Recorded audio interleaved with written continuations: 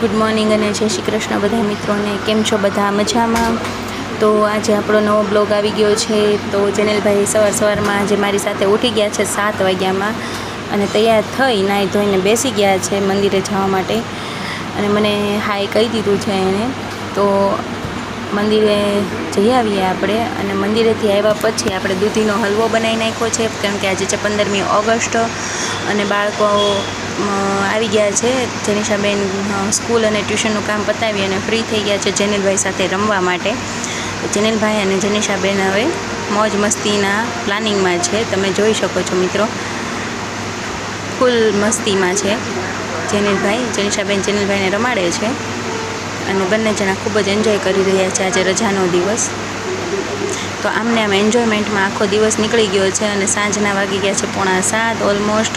અને હવે આપણો ટાઈમ થઈ ગયો છે રસોઈનો. કંકોડા આવી ગયા છે, ધોઈને કોરા કરીને તૈયાર કરી લીધા છે આપણે.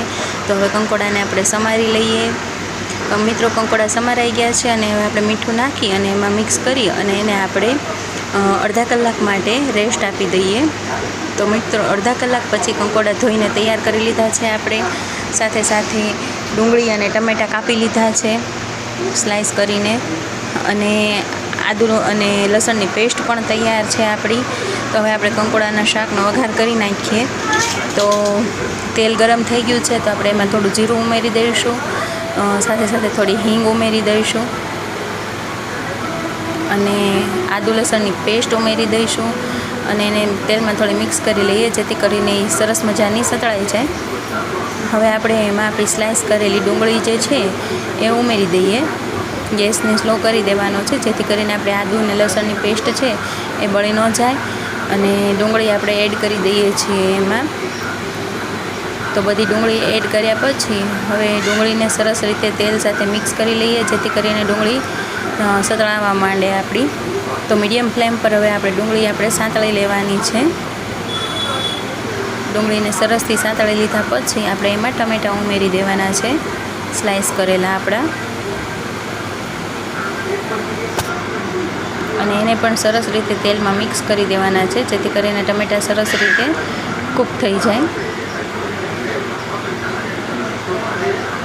ડુંગળી અને ટમેટાને આપણે સરસથી મિક્સ કરી દીધા છે મિત્રો. તો હવે આપણે એને 5 થી 7 મિનિટ માટે સાંતળવાનું છે જેથી કરીને વ્યવસ્થિત કૂક થઈ જાય. તો મિત્રો, હવે આપણે એમાં કંકોડા એડ કરી દઈશું જેથી કરીને કંકોડા એમાં સરસથી મિક્સ થઈ જાય.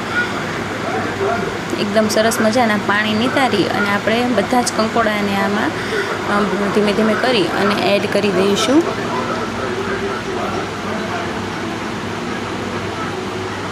તો મિત્રો, આપણે આપણા બધા જ કંકોડા લગભગ નિતારીને એડ કરી દીધા છે. તો હવે આપણે માત્ર હળદર નાખી અને કંકોડાને સાંતળવાના છે. કંકોડા સાંતળાય છે એટલે એમાં મરચું, મીઠું, ધાણા જીરું, મીઠું સ્વાદ પ્રમાણે નાખવાનું છે કેમ કે આપણે નાખેલું છે અગાઉ. અને મરચું નાખીને વ્યવસ્થિત મિક્સ કરી દઈએ. આપણું શાક તૈયાર છે. હવે આપણે એક સરસ મજાની ચટણી બનાવી લઈએ. તેલ ગરમ કરી અને એમાં ટમેટાને 2 ભાગમાં કટ કરી અને એમાં કટ કરેલો ભાગ નીચે આવે એ રીતે ટમેટાને સાંતળવાના છે. ટમેટાં સરસ રીતે એક બાજુ સતળાઈ જાય પછી આપણે એ ટમેટાને બીજી બાજુ ફેરવવાના છે. સાથે એમાં 5-7 લસણની કળીઓ નાખી દઈશું આપણે. હવે ટમેટાને આપણે ફેરવી લઈએ. ગેસની ફ્લેમ મીડિયમ રાખવાની છે મિત્રો.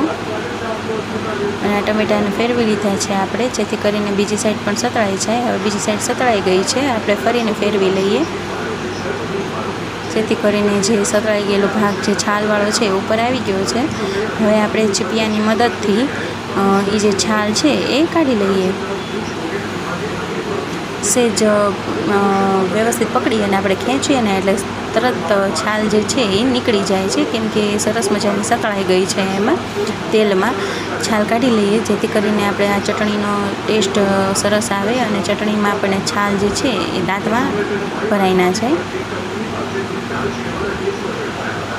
તો મિત્રો, એક એક કરીને બધી જ ટમેટાને મેં છાલ કાઢી લીધી છે અને હવે એને ક્રશરમાં લઈ અને મેં હેન્ડ ક્રશરથી ક્રશ કરી લીધું છે સરસથી.